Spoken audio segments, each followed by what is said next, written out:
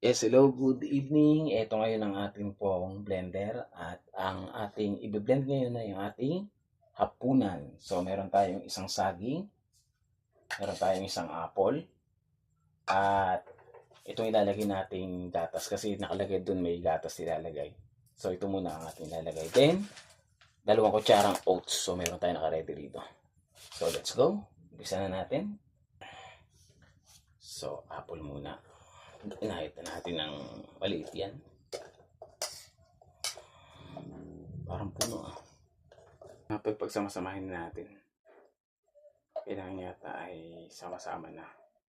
Together. Dalawang kutsarang oats daw.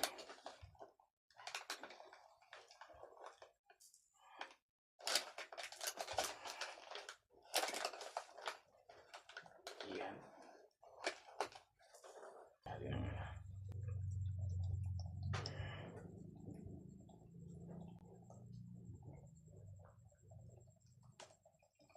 Siyempre.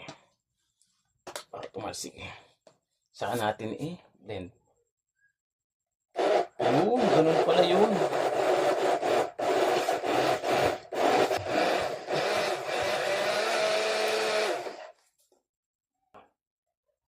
Ayan o, kung makikita nyo. Ito siya. Tinilalagay natin sa tasa. O, dito sana prepared ko. Ito nga pala yung finished product ng mga tulo. Pakita ko sa inyo. Yan, ito kasi yung ano natin eh. Wow! Sobra siya oh. Halos isang baso. Sarap! Mga tol, grabe ang sarap pala nito. Subukan nyo rin to.